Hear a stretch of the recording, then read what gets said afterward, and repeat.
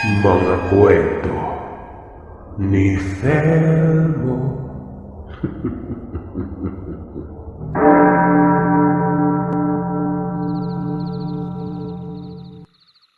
Tawagin niyo na lamang po ako sa pangalang BJ. Ganun na lang kasi mula pa ng bata ako. Malaki na talaga ako. Kumbaga parang laking kusina. Chubby at malusog. Maging ako ay hindi nakaligtas sa mga katatakutan. Ang inakala kong karaniwan lang. Hindi pala. Nangyari ang lahat noong taong 1996. Sa lugar namin sa may San Jose. Sa isla ng Dinagat. Hamak na residente kami na walang ibang pinagkakitaan kundi ang panagatan. Pero malaki yan. Madalas akong tumatambay noon sa bahay ng kamag-aral ko. Inaanak ito ng tatay ko. Yun lang ay sa mga pagkakataong walang kalase. Pero kapag bakasyon, lalo na noong kapanahunang nangyari sa akin ang kahilahilakbot doon ako tumatambay. Mga nasa 2 kanto lang ang layo. Ayos lang naman sa mga magulang ko. Dahil itong kamag-aral ko na pangalanan nating Justine, doon din naman namamalagi ito sa amin minsan. Parang magkakapatid lang kami. Matanda lamang siya ng 2 buwan. Inaanak ng tatay ko. Ako naman, inaanak ng tatay niya. Natural na ang mapusok at malalakas ang loob sa edad na ito. Kung ano-ano na lamang ang trip namin. Naglalaro sa kung saan-saan. Tas minsan ay pinupunta namin ang bahay na malapit sa kanila na walang nakatira. Malaking bahay ito. May ibang mga kalaro kami at mga babae. Dun sa bahay na yon, madalas ko ring namamataan doon yung pusang naglalaway. Itong pusang ito sobrang tanda na. Basa lagi yung bibig, kulay abuhin, tapos hindi talaga pangkaraniwan yung laki niya. Parang pusang gubat. Malalaki ang mga mata na purong itim lang. Binabato yun ni Justine kapag nasa bahay ito kasi nga baka mangagat. Pusang baliw daw yon. Pero Sir Seth, nagdilang malamaldisyon itong si Justine. Paano ba naman kasi? Kinagat ako ng pusang yon. Hapon na nun, papauwi ako. Dadaan sa may bahay na walang nakatira bago pa makarating sa kalsada. Sinunggaban na lamang ako nito bigla at alam niyo bang habang kagat ako nito, hindi ito kumakawala. Parang tigre.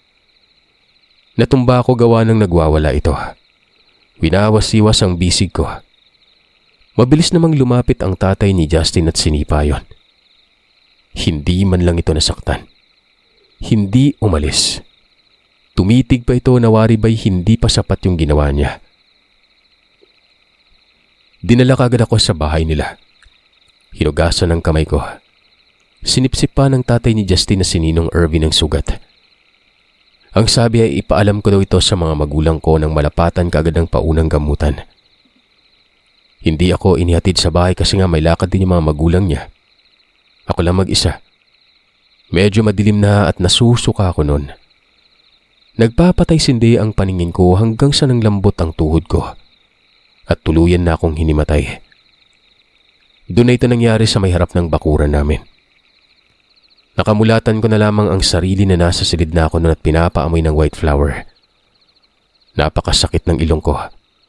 Katabi ko si Nanay Lara at ang kapatid kong babae na si Ate Mayat. Hindi totoong mga pangalan. Nga pala, ang bawat personalidad na mababanggit ay hindi po totoo nilang mga pangalan. Siguro naman ay naiintindihan niyo kung bakit, Sir Seth. Ayon sa Nanay Lara, umalis daw ang tatay at pinuntahan ang bahay nila Justine. Aalamin kung anong nangyari at hinimatay ako. Baka kasi nalipasan ng gutom. Sabi ko naman ay wala doon yung mga magulang ng kaibigan ko. Dagdag ko ay hindi ako nalipasan ng gutom, kundi kinagat ako ng pusa noon. Hindi ko lang alam kung ito ba yung dahilan kung bakit ako na panawan ng diwa. Maya-maya dumating si tatay kasama si Justine. Nalaman na ni tatay ang nangyari. Dinala kaagad ako sa ospital. Gabing-gabi na nun. Isinalang ako sa laboratorio. Tapos maraming pinagdaan ng eksaminasyon. Lumabas doon na ayos lamang ang sistema ko. Na baka dulot lamang ito ng pagkabigla nang sunggaban ako ng hayop. Tinurukan ako ng anti-rabies. Huwag daw mag-alala dahil naagapan naman kaagad. Maliban na lamang kung lumipas ng 1 buwan bago pa nagpakonsulta. 4 na beses yung magkakasunod sa nakatalagang schedule sa pagpapaturok. Walang pinag-iba sa ngayon. Ganun pa rin. Natapos kong lahat ito. Wala naman nang nangyari. Pero noong paparating na ang pasukan, nilagnat ako. Bumula ang bibig ko noon. Naglalaway. Ayaw ko din sa tubig at liwanag. Nag-aalala ng gusto ang mga magulang ko. Si Tatay Dylan ay nataranta. Baka hindi umubra umano ang gamot ng doktor. Ibinalik ako sa ospital na nakatalukbong ng kumot. Gaya ng sabi ko ay ayaw ko sa liwanag, kaya yun ang nangyari. Muli na naman akong sumalang sa maraming pagsusuri ng doktor. Dinala pa ako sa Cebu dahil kinakailangan ng second opinion. Wala naman umanong rabies ang katawan ko. Walang anumang sakit. Malusog ako noon. Sa Cebu doctors ako dinala at high-tech na ito sa kapanahonang yon. Wala talaga. Malusog ako. Ang advice ay ipasuri daw ako sa espesyalista sa utak. Kaya naman dinala ako sa Vicente Soto Behaviors and Science. Parang baliw na ako noon. Diba nga kapag may disturbance sa utak ay dinadala sa ganitong lugar? Maraming tinanong sa akin ng nurse. Sinusulat sa papel tapos dinala pa ako doon sa pinakadoktor. Lumabas na may matinding anxiety daw ako. Trauma ito mula nang makagat ng pusa. Hindi pa naman malala dahil may tinuong mano akong kausap. Pero yun talaga ang lumalabas sa konklusyon nila. Ang daming resetang gamot. Mahal. Umuwi kami sa amin. Under medication ako sa loob ng 4 na buwan at kailangang ibalik sa Cebu para sa konsultasyon. Naapektuhan ang pag-aaral ko. Dahilan para huminto ako noon. Kinakabag ako. Tapos minsan nasusuka. Pero laging inaantok. Tulog ako ng tulog pero ganun pa rin ang nangyayari sa akin. Nagtutubig ang bibig ko at may bula pa. Hindi ko alam. Basta ang lakas lumikha ng laway ng ilalim ng dila ko. Hindi ko talaga nalulunok lahat kaya nga natatapon ng iba. Walang pagbabago. Naubos ko na lamang ang reseta ay ganun pa rin. Dadalhin sana ako sa Cebu ulit pero doon na lang sa malapit. May espesyalista din naman kasi sa amin. Iba naman ang nireseta. Marami ng kapitbayang nakakaalam. Hindi na talaga ako lumalabas ng bahay. Kahit pa nasuri ng doktor sa malapit lang ay ganun pa rin. May isang pagkakataon na naroroon ako sa kusina. Gutom na gutom ako. Nangalaykay ako sa lagayan ng pagkain. Maging sa ref, may mga prutas. Pero nang makita ko ang isang buong manok doon, nanlaki ang mga mata ko. Walang halong biro ito. Kinuha ko yun at nilantakan. Kinain at nasarapan talaga ako. Naubos ko ang kalahati. Manok yun na pangkonsumo. Wala talaga ako sa sarili. Hanggang sa may sumampal sa bibig ko. Pagkalingon ko, si Nanay Lara. Doon pa ako nagulat at nagtaka sa ginawa ko. Bakit ako may hawak na manok at inakain ko ito ng hilaw? Tinitigan ako ni Nanay Lara. Nakikita ko ang pangingilid ng luha sa kanyang mga mata. Bigla akong niyakap nito at narinig ko sa kanya ang mga katagang, ano na umano ang nangyayari sa akin noon. Nang malaman ni Tatay ang lahat ay hindi ito napapanatag. Walang pinagkaiba sa mga narinig ko kay Nanay ang mga sinasabi nito. Ano daw ang nangyayari sa akin? Tinatanong ako kung ano bang mararamdaman ko sa katawan. May masakit ba? May kung ano bang bumubulong sa akin? May mga halusinasyon ba umano ako?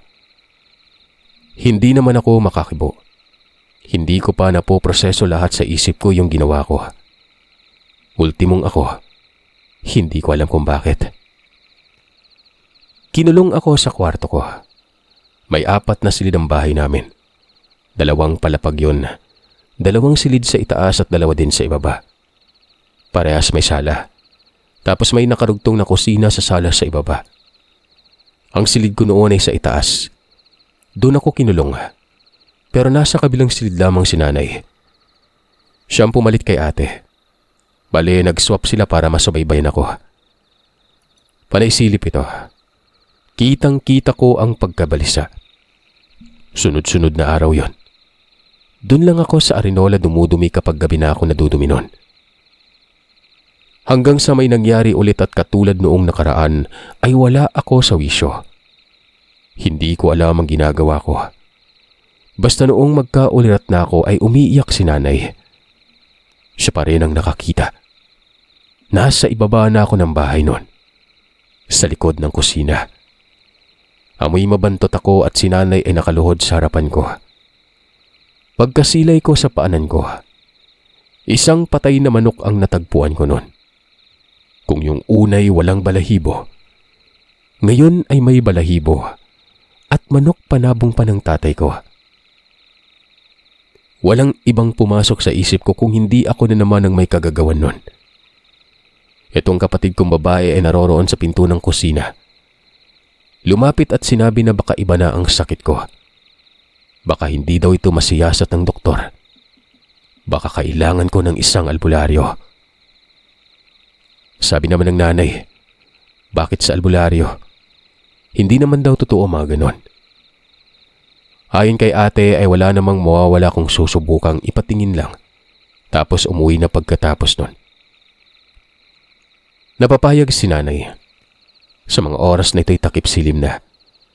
Wala si tatay sa bahay. Abala ito sa kanyang panagatan. May nakatalaga kasing payaw na iha-harvest sa mga panahong yon. Bumiyahe kaming patungong Basilisa. Nag-iwan lamang ng sulat si nanay sa lamesa para alam ng tatay kung saan kami nagpunta. Dito sa Basilisa, merong magaling na albularyo. Bali-balita lang naman yun sa amin banda pero maraming nakapagsabi na nakapasuri na daw sila nun. Siguro ito ang naging batay nila nanay at ate. Pagkarating namin sa lugar, gabing-gabi na, 11:00. Namakyaw ng jeep si nanay noon, maihatid lamang kami. Balikan. Sa liblib pa ng lugar ang bahay ng albularyo. Lalaki na ubod ng tanda. Patpatin na may mahabang bigote. Maliit lang ang bahay, bungalow at napapalibutan ito ng mga tanim na gumamela. Bigla akong nakaramdam ng panglalamig nang pumasok na sa loob ng bahay. Sabi ko sa nanay Lara, ayoko sa loob gawa ng napakalamig. Pero hinila ako at sinabi na ipapatingin ako dito sa albularyo. Kailangan ko daw sumunod. Labanan ko kung anumang nararamdaman ko sa katawan. Yung albularyo ay nakatitig sa akin. Nakasimangot ang muka at parabang gulat na gulat. Nung nasa sala na at nakaupo sa upuang gawa sa good, walang ano-ano'y sinabi ng matanda na nayanggaw daw ako nun. Hindi niya pa ako nasusuri pero ramdam niya ang yanggaw sa katawan ko. Wala pang sinasabi ang nanay at ate sa kung anong nangyari pero alam na niya umano ang lahat. Mula pa ito kanina nang dumating kami. Ito namang si nanay na walang alam sa kung ano ang yanggaw. Nagtanong. Pero sumabat si ate. Magiging aswang daw ako. Yun ang ibig sabihin ng yanggaw. Hindi makapaniwala si nanay. Para umanong naglolokohan lamang kami. Sabi niya uuwi na lamang umano kami nun. Nagsasayang lang kami ng oras. Lahat naman ng mga kulang sa paniniwala, ganyan yung mga sinasabi. Pero nasa sa iya yan, iha. Ang akin lang kung hahayaan itong bata ay malamang magiging mapaminsala ito. Kaya niyo bang itago to? Hindi, di ba? Aswang eh. Lalo na kapag yanggaw. Gagala yan. Huwag niyong sabihin na walang nangyari. Kaya nga kayo nagpunta dito, di ba? Dahil may nangyari. Tama. Wika ng albularyo. Pangalanan natin itong Mang Toto. Hindi kumibo ang nanay. Nakayuko lamang ito. Tapos nanginginig pa ang kamay na animoy tumataas ang tensyon sa katawan. Ako napapatulala at talagang kinikilabutan. Sabi ni Ate Mayet ay naroroon na umano kami. Wala naman umanong mawawala kung maniniwala kami. Dagdag nito ay tamang albularyo na may nangyari na. Basta't maraming pinagdaanang pagsusuri mula sa doktor dahil sa inaakalang rabies pero wala pala. Tapos na ipatingin na ako sa doktor sa utak. Ganun pa rin kahit dumaan sa medikasyon. Walang pagbabago.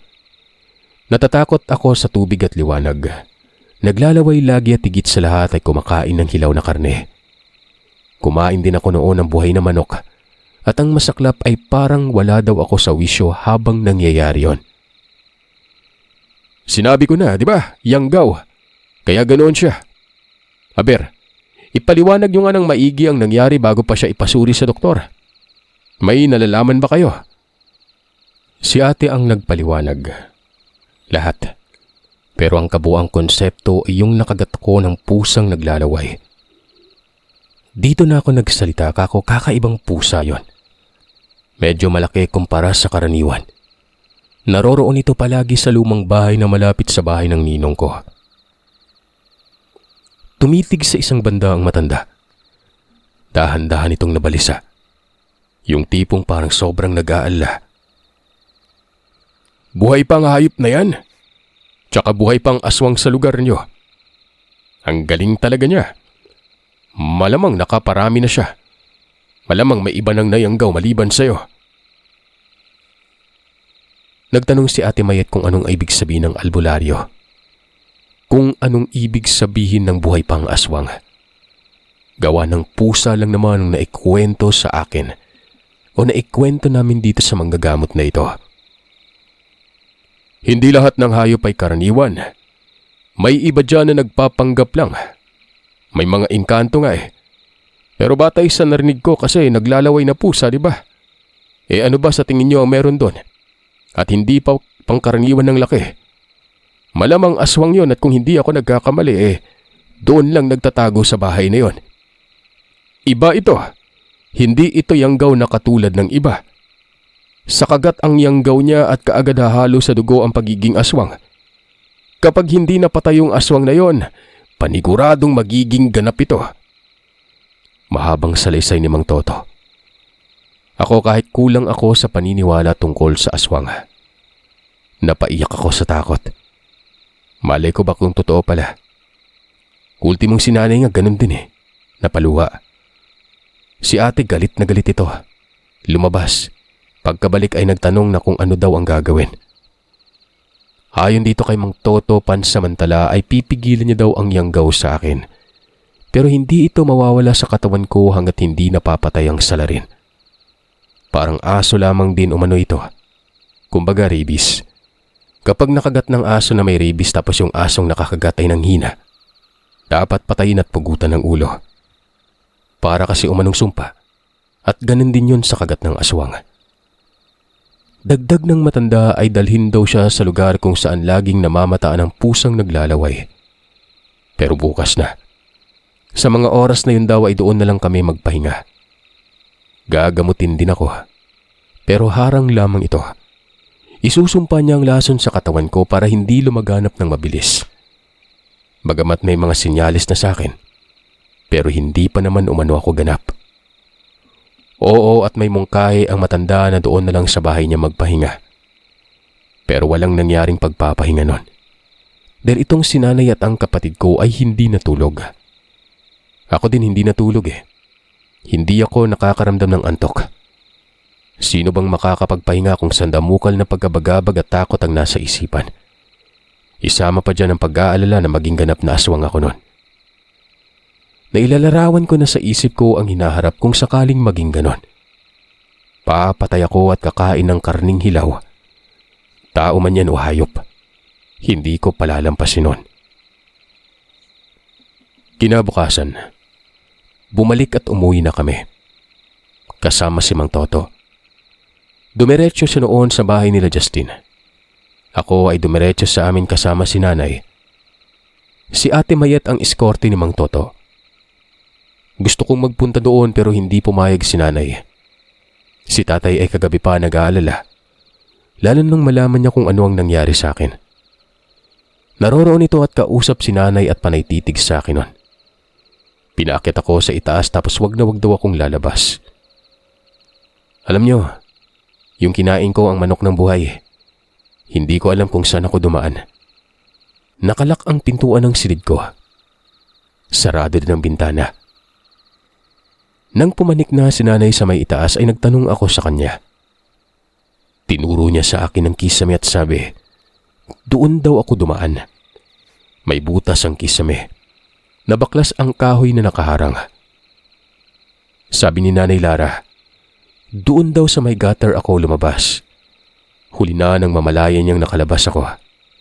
Basta ang narinig niya na lang ay ang pagkahulan ng mga aso at pagwawala ng mga manok nun. Agad-agad siyang bumaba. Doon niya nasilayan na ako pala ito. Isipin ninyong nagawa ko ito. Nakita ko yung gutter. Mataas ang habog mula sa lupa. Tumalon lang ako matapos makalas ang tabla at hindi man lang napilay. Ganun ba kalakas ang aswang kako? Binantayan ako ng husto ni nanay. Ultimong si tatay ay nakabantay na rin sa akin nun. Dalawa sila sa silid. Sabi ko naman ay mukhang hindi na mauulit ito kasi nga may ginawa sa akin si Mang Toto. Pero ayon kay Nanay Lara, hanggang sa mga sandaling yun ay kulang daw siya ng tiwala sa matanda. Oo, at naniniwala siyang aswang daw ang dahilan. Pero sa kakayahan nito na makaibang mundo, parang napaka-imposible. Dumating si ate pagsapit ng tanghali. Sinabing hindi daw natagpuan yung pusang yon. Alam na ito ng pamilya nila Justin. Ang nanay nga daw ng kaibigan ko ay natakot ng gusto. Tapos yung bahay ay may nilagay daw si Mang Toto. Babalikan na lamang umano makalipas ng ilang araw. Ginawan ng patibong na tinatawag umano na orasyong bakod ang bahay. Kapag pumasok doon ang pusa ay hindi na makakalabas pa. Mga 2 araw ang nakalipas habang nasa itaas ako ng bahay. Para bang sumikip ang dibdib ko. Hirap na hirap akong huminga. Nanalabo ang paningin ko noon. Wala naman doon si nanay. Ako lang mag-isa. Nakakandado ang pinto. Maging ang mga bintana. Tapos yung butas ay kinumpo na. Inayos ang silid doon ni tatay. Hindi ako napapakali. Pawis na pawis ako kahit pa man nakaandar ng malakas ang electric fan. Akala ko'y baka sinusumpong ako nun. Na sana'y wag namang matuloy. Binabantayan kong maigi ang sarili ko. Pasado 5:00 kung hindi ako nagkakamali. Nakarinig ako ng ngiyaw ng pusa. Garalgal ang pagngiyaw niya. Natakot ako ng husto. Wala nang ibang pumapasok sa isip ko kung hindi yun ng aswang. Sinubukan kong sumigaw pero walang lumalabas na boses sa bibig ko nun. Meron pero hagaw-gaw lamang ng hangin. Yung tipong paltos ang pagsigaw na parang wala akong dila. Itong tinig ng pusa ay kung saan saang direksyon nang gagaling. Hindi ko alam kung nasa loob ng bahay o nasa labas. Malakas yun eh. Bumaba ako ng katre. Tapos doon sa gilid ng aparador sa may kanto ng silid. Sa sulok ay sumuksok ako noon. Tinakpan ko ang tenga ko. Nanginginig ang katawan ko noon. Ilang mga sandali ay ganoon na lamang ang panlalaki ng mga mata ko. Dahil sa ilalim ng katre, may nakita akong 2 pares na mga matang nagbabaga. Dahan-dahan itong nagiging detalyado. Pusa yon. At ito ang pusa na kumagat sa akin. Tarantang-taranta ako noon. Nakadapa lamang ito sa sahig pero nakapormang parabang lulundagan ako. Sabi ko sa kanya demonyo siya at lubayan niya ako. Pero walang boses na lumabas, katulad lang kanina. Hagaw-haw lang. Hanggang sa unti-unti yung nagiging wangis ng tao. Hindi ko alam sa kung paano basta. Para lang itong nalusaw tapos naging babaeng ubod ng tanda. Nakakapangilabot ang mukha niya. Maitim at ang buhok ay buhagag na kulot. Nakasayang kulay abo ito. Yung daliri niya sa mga kamay, Napakahaba ng kuko. Naglalaway. Kitang-kita ko ang pagpatak ng laway sa may sahig. Pumigpig pa ako doon sa dingding. Sinubukan kong pukpukin ng dingding hanggang sa kumalabog yon. Sabi ko sana marinig ito ng mga magulang ko o hindi naman kaya si ate. Pero wala. Walang rumisponde. Itong pangit na nilalang ay gumapang palabas ng higaan. Nakakatakot ang paggapang niya. Mantakin yung hindi nakasayad ang palad sa sahig. Mga daliri lamang ang tinutukod niya tapos nakausli ang dalawang tuhod nun. Dahan-dahang dumungaw sa mukha ko ang mukha niya. Dinig na dinig ko ang mahinang hangos nito at napakabaho ng amoy niya. Napakalapit na mga mata niya. Dilat na dilat at dahan-dahang lumalaki ang bibig na para bang ngingisi ito. Kitang-kita ko ang naglalaki ang mga ngipin nito na hindi pantay at sira-sira nun. Pero matutulis. Sigaw ako ng sigaw. Wala pa ring lumalabas na boses sa bibig ko. Tinadyakan ko pero animoy matigas ang katawan ko noon at kung ano ang postura ko'y ganun pa rin ito. Kung kanina'y nagawa kong pukpukin ang dingding, ngayon ay hindi ko na maipihit ultimo ang ulo ko noon. Ang buhok ng aswang sumasagi sa mukha ko. Walang ano-ano'y nagsalita yon. Ang sabi ay hindi daw magbabago ng kung sino ang ginawa niya. Maliban na lang kapag napatay siya. Tumawa ng tumawa ito na matinis pa sa igik ng kinakatay na baboy. Tapos tumayo at kitang-kita ko yung mga paa nito na nangungugat at ang nilalaki ng mga kuko sa daliri niya. Kumatkat ito sa dingding. Parang gagamba. Hindi ko man lang narinig na lumangit-ngit ang dingding at kumalabog nun. Binuksan niya ang bintana. Lumabas. Takang-taka ako kung paano niya nabuksan yon gawang ng nakakandado naman ito. Para bang imahinasyon na nananaginip lang ako. Doon na ako nakagalaw pagkalaho niya. Kagad kong tinungo ang bintana. Hindi na ito nakakandado. Katunayan ay nabuksan ko din ang bintanang yon. Walang ano-ano ay sinubukan kong sumigaw at dito ay may lumabas na boses. Ilang sandali ay narinig ko ang paggagag ng hakdan. Nagbukas ang pinto at walang ano-ano'y yumakap ako kay nanay. Silang dalawa ng tatay noon ang bumungad. Nagtanong sa kung anong nangyari. Sinabi ko lahat sa kanila na yung pusa ay nasa loob ng silid at nag-anyong napakapangit na matanda. Sabi naman ng tatay, baka guni-guni ko lang. Tinuro ko ang bintana at sabi ko ay papanong nagbukas ang bintana kung guni-guni ko lang yon. Nakakandado yan pero ngayon ay bukas na. Nagkatitigan sila ni Nanay Lara. Ayon sa nanay ko, hawak niya ang susi kaya imposibleng mabuksan yon. Umiling ako at sinabi kong maging ako ay hindi ko alam. Tinuro ko ang dingding. Kako, diyan gumagapang ang aswang bago pa ito lumabas. May sinabi sa akin, hindi magbabago kung anong nangyari sa akin. Maliban na lamang kapag napatay ang aswang na ito. Mabilis na bumaba ng bahay si tatay. Napasilip kami noon sa bintana kasi nagsisisigaw si tatay doon sa likod. Pabor sa likod ang silid na yon at kapag nakasilip sa bintana, bubungan ng kusina makikita. Si tatay naroroon sa unahan. Walang ibang bahay doon. Kakahuyan na ron. Malayo ang mga bahay. Maliban na lamang sa may harapan banda kasi nga dito ang magkakasunod na kapitbahay. Hinahamon ng tatay ko ang aswang. Magpakita daw sa kanya at kung anong sadya sa kanya na lang daw gawin. Huwag sa anak. Alam kong kahit papanig umiiyak si tatay. Gigil na gigil yon. Si ate ay umakyat gawa ng kakarating lamang nito at ang sabi, si Mang Toto daw ay naroroon kila Justin. Nagmungkahi ang nanay na sabihan daw yon na nagpakitang aswang sa akin. Muling umalis si ate. Bumalik kasama ang matanda. Sinuri ang silid. Kakaibang presensya nitong matandang ito. Kung dati ay ayos lang kung titigan yon, ngayon naaasiwa talaga ako sa kanya. Para bang natitinag ako kapag napapatitig ito sa akin.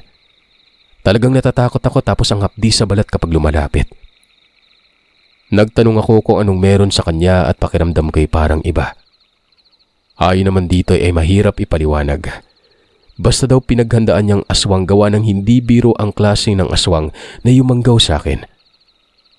Dagdag pa nun, totoong nakapasok ang aswang sa loob ng silid at naniniwala siya na pumuslit pa ito ng mahabang oras sa silid na yon. Kung hindi ako nagkakamali, yung wala siya doon sa lumang bahay, dito yung nagtatago, dyan lang sa ilalim ng katre. Nagulat talaga ako kasi nga tugma si Mang Toto. Pero ang hindi ko lang inaasahan ng marinig na matagal nang tumambay ang aswang sa silid. Kung ganun pala, kasama ko siya lagi habang ako lang mag-isa doon. Kako nag-anyong babaeng ubod ng pangit ito. Babaeng aswang siya. Galing pa yan ng Surigao. Tapos napabalitang gumagala dito sa may dinagat. Pati ako na alarma pero may nakapuksa daw Taga Camiguin. Binatang tagatugis ng aswang. Pero takang-taka ako kung bakit buhay pa. Matagal nang napabalitang patay yun Pero bakit nandito pa? May isa pagkademonyo yung aswang.